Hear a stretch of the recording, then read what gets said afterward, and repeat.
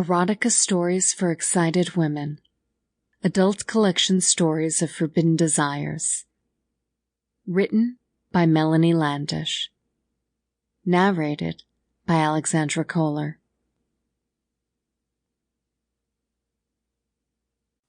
Hot Revenge. Her eyes fluttered open as if in time with the birdsong outside. It took her a moment to remember where she was, that the high ceilings of exposed pine and pulse of chirping insects, that the rising swelter in the morning air, could only mean Declan's family lake house, or as he and most of his fellow Mainers so quaintly called such a place, camp. She rolled over and laid her arm around him, watching his shoulder rise and fall in the morning sun, ignoring the itchiness of the old blankets which, owing to tacky patterns or uncomfortable fabric, had been relegated to camp service. She breathed in his scent, faded Irish spring with just a hint of sweaty funk from the humid night. It was a delicious and familiar smell. His smell. This had to be the weekend. This was it. Next month would mark the 5th anniversary of when they started dating, all the way back in their senior year of undergrad. Here it was high summer, with her 1 semester away from her PhD and him 2 weeks into official certification as a real, live, New Jersey Bar Association certified lawyer, and they were in their favorite spot on earth. Whenever she asked, careful not to nag, but desperate to know, he always said when they were through school, the time would be right. Here they were. Many of their friends were up for the annual boozy kayak adventure down the river that fed the lake.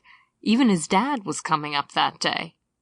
Everyone was here. It had to be now. All her friends agreed. The reason he'd been so distant the past few months was because guys got like that when they were psyching themselves up to pop the question. It was too perfect. He probably had the ring already, probably stashed in the little safe he kept beside the bed with all their vital documents and a small stack of cash in case of emergency. Well, Declan Sullivan might not know it yet, but there was an emergency.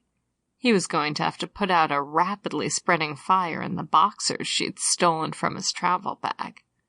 A sudden smile parted her lips as she snaked her hand under the threadbare blanket he'd coiled around himself as he slept.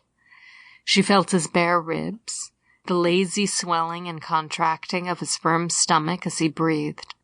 She allowed her fingers to trace the familiar contours of his lower belly and hip, lingering just below the pant line before creeping inside, pushing herself tighter against his back as she pressed her chin into his bare freckled shoulder.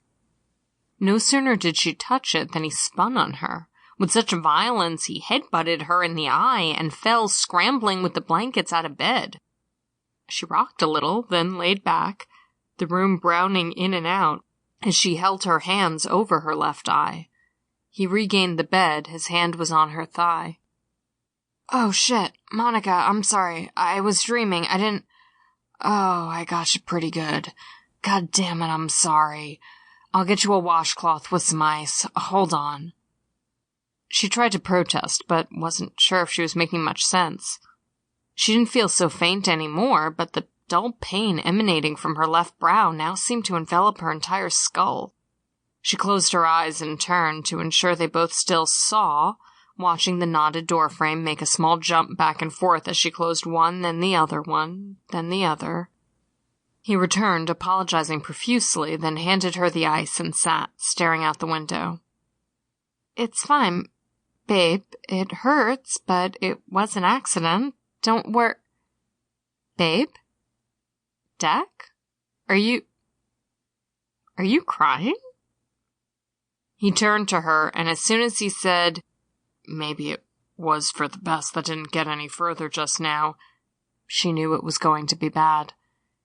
It was bad when he said he felt trapped by the relationship, like he was missing out on people and experiences because he was investing so much time in her.